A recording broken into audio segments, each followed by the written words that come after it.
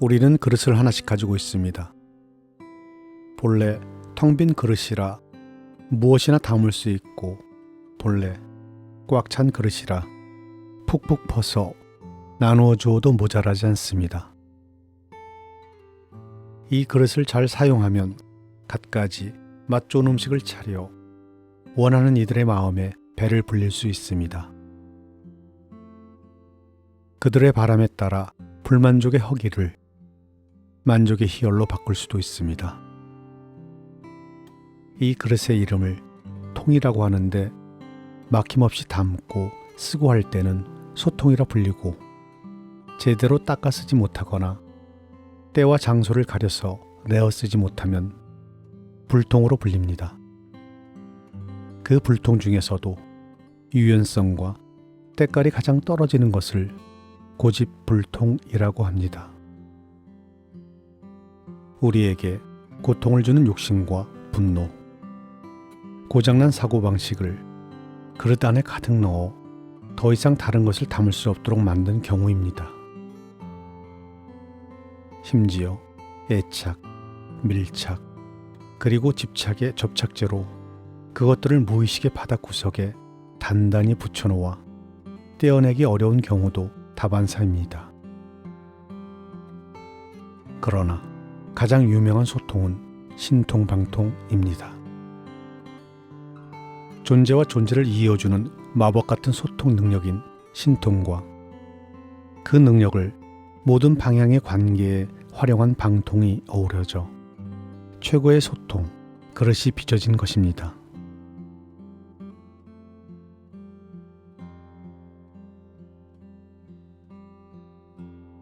인도에 유명한 연쇄살인범이 살고 있었습니다.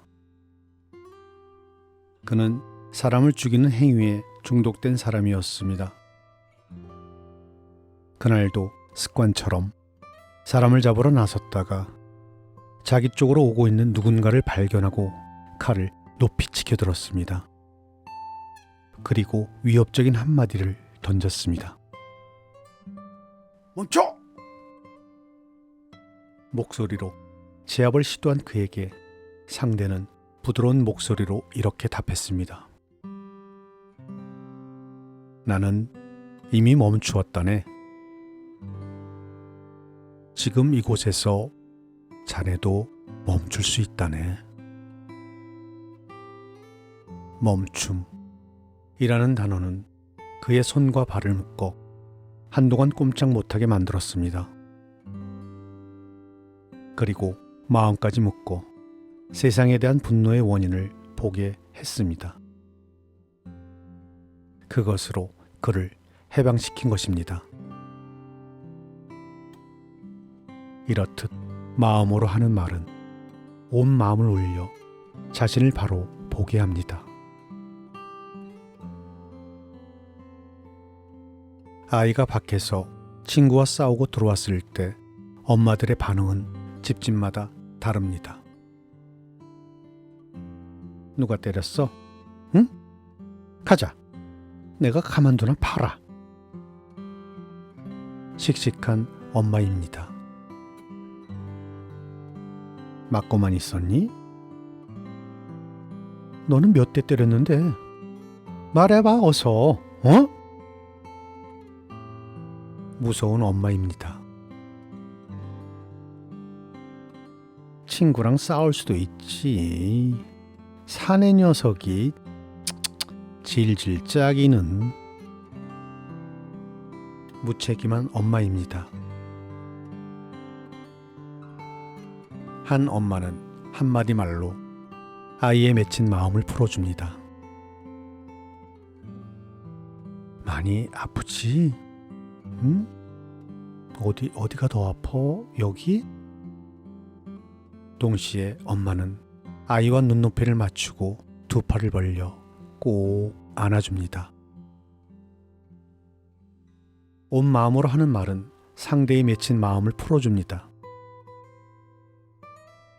그럼 어떻게 하면 마음으로 제대로 말을 할 수 있을까요? 그건 먼저 잘 보고 잘 들으면 됩니다. 우리들은 습관적으로 듣고 싶은 것만 듣고 보고 싶은 것만 보는 경향이 있습니다. 이를 극복하기 위해 자신과 상대의 마음속에서 지금 꿈틀거리고 있는 현상과 소리를 잘 관찰해 보는 것입니다. 모든 존재는 다른 모양으로 다른 소리를 내기 때문에 귀를 기울여 듣다 보면 쉽게 구별할 수 있습니다. 예를 들어 얼굴 생김새가 똑같은 일란성 쌍둥이도 자세히 살펴보면 여러 가지 환경 요인에 의해 서로 다른 지문과 말투를 가지고 있기에 식별이 가능해집니다. 다음으로 현재까지 살아온 자신과 상대의 삶을 그대로 수용하면 됩니다. 지금의 모습이 우리가 살아온 과거의 모든 기록이라는 사실을 직면해 보는 것입니다. 비록 마음에 들지 않는다 하더라도 진실을 회피하는 것보다 받아들이는 것이 자기 신뢰를 확보하는 지름길입니다. 이 사실을 누구보다 우리 자신은 잘 알고 있습니다. 예를 들어 상대방에게 자기 자신을 솔직하게 노출하는 경우가 이에 해당합니다. 자기 노출을 통해 살아온 날들을 영화 보듯이 볼 수 있게 된다면 세상은 살아볼 만합니다. 물론 반대의 예도 있습니다. 자신의 약점을 노출하기 싫어서 시작한 거짓말이 눈덩이처럼 커져서 큰 무리를 일으킨 경우입니다. 자신을 수용하지 못하면 결국 다른 사람과의 관계도 망가집니다.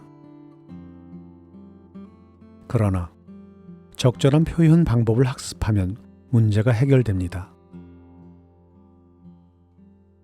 애정이 문제가 아니고 표현이 문제입니다. 우리는 경청을 안 할 수도 없고 표현도 안 할 수 없습니다.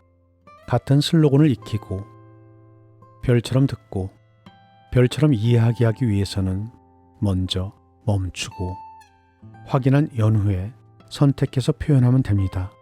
라는 방법론을 따라 연습을 계속하다 보면 주위의 많은 사람들과 자연스럽게 소통하고 있는 자신을 발견하게 될 것입니다.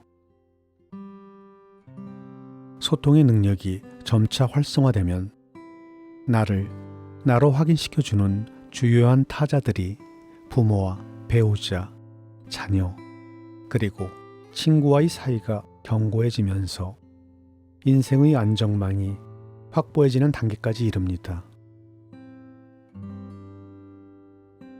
초등학교 때 우리 집에 오는 것을 너무 좋아한 친구 녀석이 있었습니다.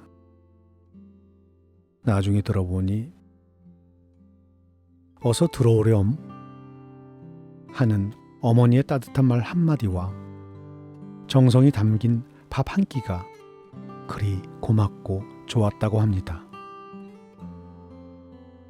마음으로 전하는 말은 정으로 사는 우리의 가슴을 데우고 서로 어울려 살 수 있게 하는 자양분인 것 같습니다.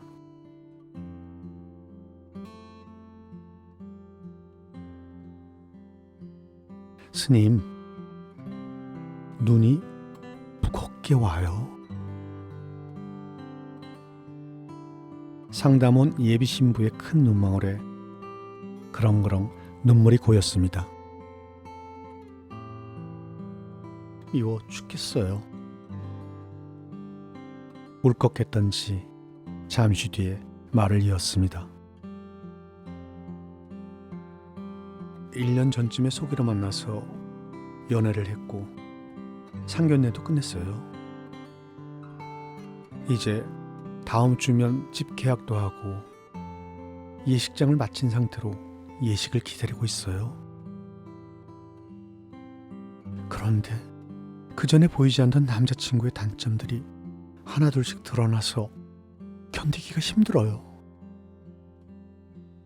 착하고 순해서 속은 안 썩이겠다 싶었는데 술 먹으면 혀 짧은 소리를 하고 행동도 느려 터져서 어수룩하고 영 남자답지가 않아요. 그리고 뭐 결혼은 혼자 하나요?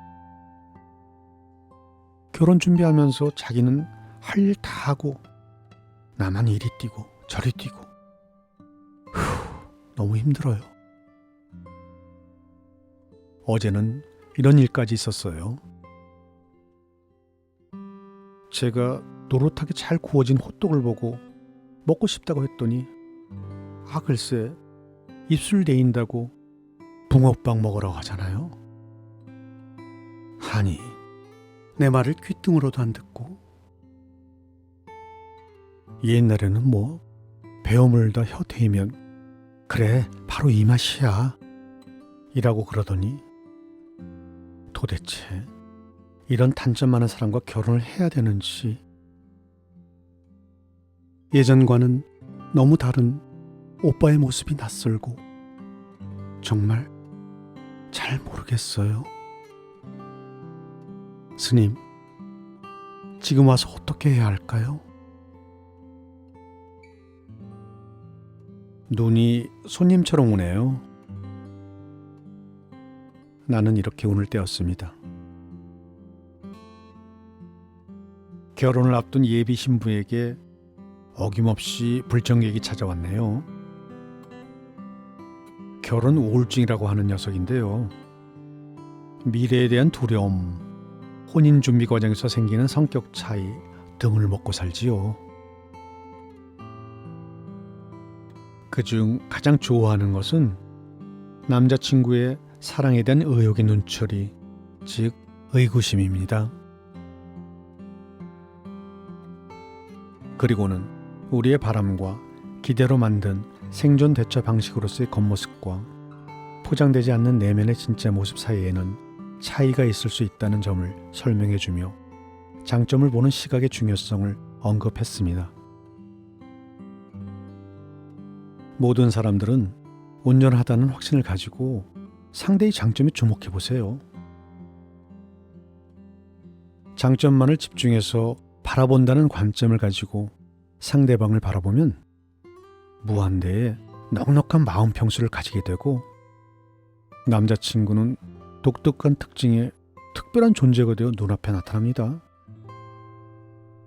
바뀐 시각으로 상대의 문제가 아닌 문제 해결 능력에 초점을 맞추게 되면 단점투성인 부실한 남자의 모습은 사라지고 잠재 능력을 서서히 발휘하면서 변화하고 성장하는 멋진 사람으로 변해 곁에 있게 됩니다. 이어서 자신의 욕구와 생각, 감정을 확인하고 상대에게 솔직하게 털어놓고 요청하는 방법에 대해서도 자세히 이야기해 주었습니다. 스님, 그런데 간단하게 할 수 있는 것은 뭐 없나요? 눈이 초롱초롱해진 예비 신부의 기습 질문이 이어졌습니다. 눈을 감고 오른손을 펴보세요. 그 안에 남자친구의 미운 점 하나를 놓아보세요. 그리고 녹을 때까지 꼭 쥐어보세요.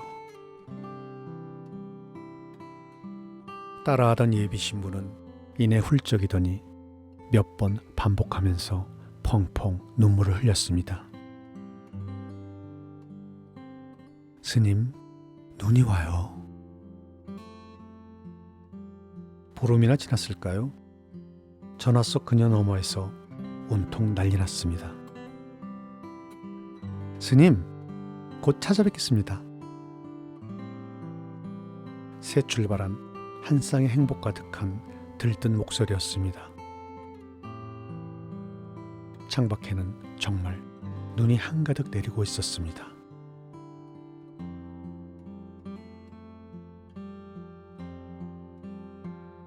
아빠 하면 생각나는 동물을 그리고 그 이유를 설명해 주세요.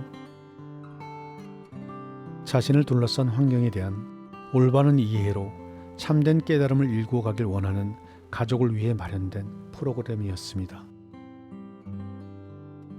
바로 참깨 시리즈의 아이들용 프로그램으로 열려라 참깨 아빠 편이었습니다. 그 첫 번째 주제로 아빠 별칭 짓기를 선택했습니다. 아이들은 크레파스를 이용해서 도화지에 동물의 형상으로 평상시 자신의 눈에 비친 아빠의 이미지를 그렸습니다. 그리고 이어 발표 시간을 가졌습니다. 우리 아빠는 겨울잠 자는 곰이에요. 주말이나 쉬는 날에 보면 맨날 자고 있어요. 우리 아빠는요, 화낼 때는 호랑이 같고 목말 태워줄 때 있잖아요. 그땐 코끼리 같아요. 간혹 웃음을 짓게 하는 비유도 있었습니다. 우리 아빠는 거북인데요. 밤늦게 엉금엉금 기어들어와서 엄마가 지은 별명이에요. 이어지는 아빠 소리 들어보기 순서에는 아빠의 몸과 마음에서 나는 소리에 귀를 기울여 공감해보는 시간을 가졌습니다. 아이들은 술에 취해 비틀거리던 아빠의 모습과 잠이 덜 깨어 베개 자국이 선명한 아빠의 얼굴에서 가족을 위한 노고를 읽어내기도 했습니다. 또한 푹 안긴 따스한 가슴에서 울려 퍼지던 콩닥콩닥 맥박 소리를 사랑의 소리로 기억해내기도 했습니다. 물론 자신을 혼내던 아빠의 모습을 분노의 소리로 떠올리기도 하고 엄마와 싸우다 들켜서 미안해하던 아빠의 표정에 연민이라는 이름을 붙여 공감하기도 했습니다. 아이들의 공감한 내용을 발표할 때 보면 아이들의 취미가 아빠 관찰하기가 아닐까 하는 생각이 들곤 했습니다. 몸의 소리를 감정과 연관해 너무도 또렷이 잘 기억하고 있으니 말입니다.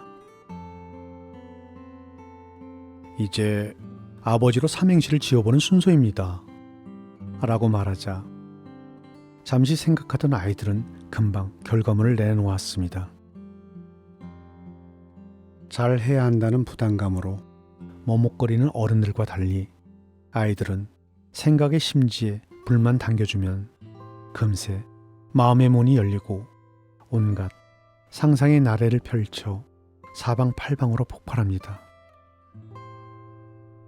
그중 또렷한 눈망울의 한 아이가 손을 들어 발표했습니다.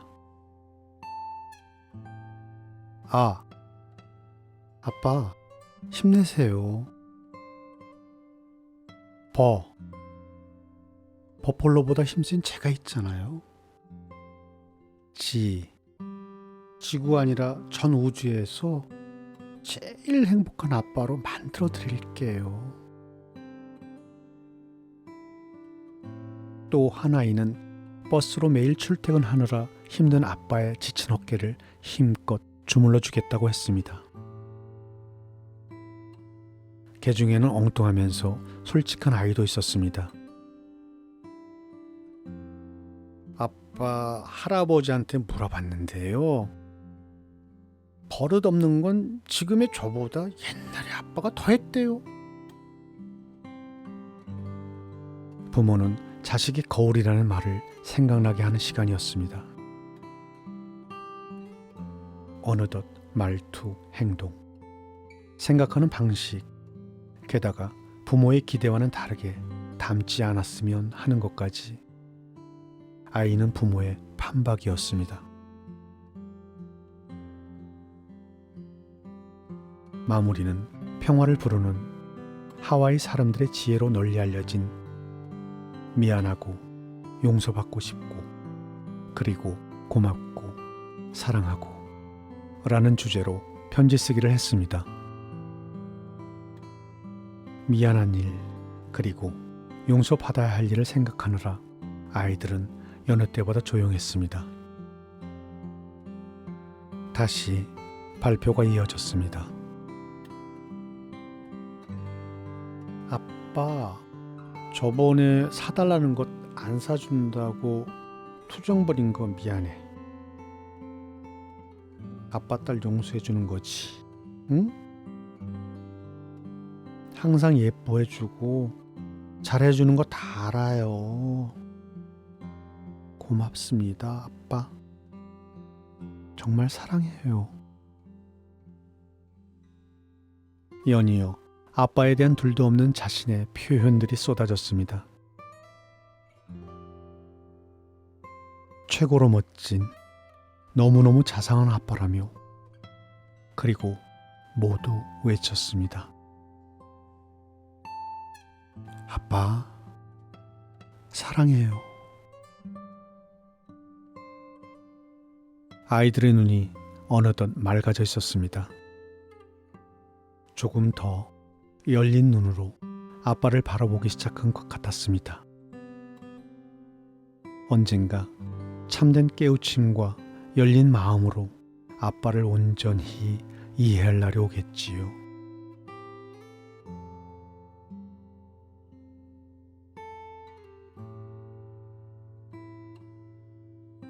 안녕하십니까? 여러분 곁으로 찾아온 책인 깜시입니다. 오늘 낭독은 출판사 마음의 숲에서 출간한 선업스님의 마음으로 하는 말 중 일부분을 낭독했습니다. 오늘도 끝까지 저와 함께 해주셔서 감사합니다.